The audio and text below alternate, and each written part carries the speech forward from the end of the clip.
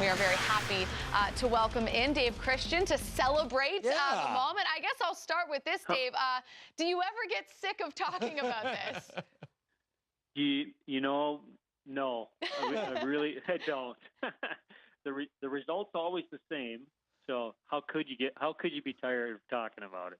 That's well said by you. Yeah, I mean, that is, and certainly as someone who I can remember it being a younger guy at the time, I don't really ever feel that tired of talking about it either. It was an amazing experience. What are your memories from that game against the Soviet Union on this day 39 years ago? Well, I think going into it was the thought of the challenge, the opportunity to compete against the best in the world in Olympic hockey at that time, and so I think it was the fact that we were up against a great challenge, and we had a group of guys that checked their egos at the door and didn't care who got credit and just went out and enjoyed the competition. Dave, what do you remember about the intermission between the second and third period? You're in the locker room. Can you take us and the fans into the room and tell us what that was like, those 15 minutes or so was like, and then what it was like heading out for that third period against them? So I think at that point, having played them a couple weeks prior, that Madison Square Garden game where we got thumped really 10-3, and as Al Michael said, that made it seem like it was a lot closer than what it was. And knowing that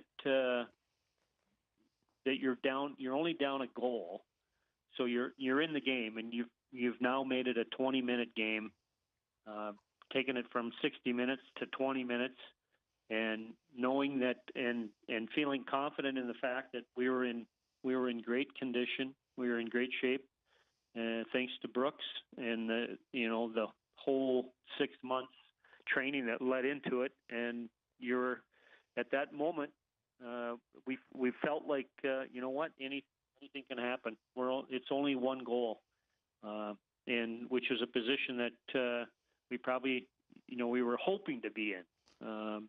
Not going into that medal round and that game against the Soviets was just, hey, let's not embarrass ourselves as we did before. And so now you're in the locker room sitting there with the excitement of, okay, we got 20 minutes, lay it all there, leave it all on the ice, and let's see what happens.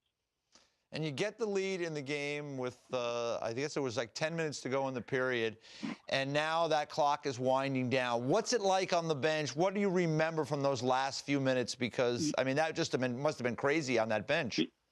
Well, the crowd the crowd was insane. It was so loud, even though 10,000, maybe 10,000 people at most in that building, and it was so loud. But you go on for a shift, you look at the clock, and it's the longest 10 minutes of our lives. The clock just did not seem to move. You take a shift, you go back to the bench, you're like, I know I was out there longer than that. My shift couldn't have been that short, but it was this. The clock didn't move. So I was 11 at the time. I've watched the game. I don't know how many probably close to 50 to 100 times whenever it's on. When you see it, I still get nervous when I watch it. You said we started the interview, you know the result, right? So it's wonderful to celebrate it every year. Do you get nervous watching it still? But there's moments where, yeah, you're like, oh my gosh, how did they miss that one? Like how did Jimmy make that save? And there were some breaks, but in a lot of respects, I think you're watching the game going, all right, we still had legs. We were still able to skate. We were still skating, and we're continually.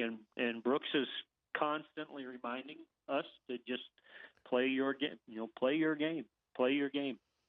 Watching the shifts, not allowing any line changes during play, and only changing lines at whistles, and trying to get as many of those as we could, and just continuing to do what we become accustomed to do, and that was just play a skating game. Dave, a lot of our viewers are too young. They know about the Miracle on Ice from the movie Miracle, and I get to watch it with my kids every once in a while. We take it out and want to get them fired up. And I want to ask you, because I know I've talked to Kenny Morrow about this. They have Kenny Morrow as a lefty, and he's a righty. They have him, and he's more mad that they don't have his beard. And so I want to ask you, like, when you watch it, I mean, how close to the real thing is the movie? Well, it was depicted, the storyline. They're limited as to storylines, but as an entertainment factor, and they did a really good job, and specifically Kurt Russell in getting Brooks's mannerisms to the point where Brooks was left-handed. There's a scene in the movie where Brooks is kind of skating in front of it. We're all on the goal line, and Kurt Russell, in his portrayal of Brooks, is skating figure eights in front of the group, and it was so right on, because that's exactly how he did it. And to the point of Kurt Russell in the movie diagramming things left-handed, Kurt Russell was right-handed, and Brooks was left-handed. But yeah, you're right. When some of the guys had seen when the premiere of the movie came out, we went to it, and some of the guys had seen it in screenings and whatnot, and that was one of the things that they pointed out. Like, hey, if you're looking for specifics about, and Kenny's right-handed, and in the movie he's left-handed, you're going to critique it that way, you're probably not going to like it. But if you watch it just for the entertainment factor, hey, it's really good. An all-time classic. Most people would probably call it. Well, this was just the perfect way, to cap off a week of celebrating hockey across America. Dave, thanks for your time. We appreciate it.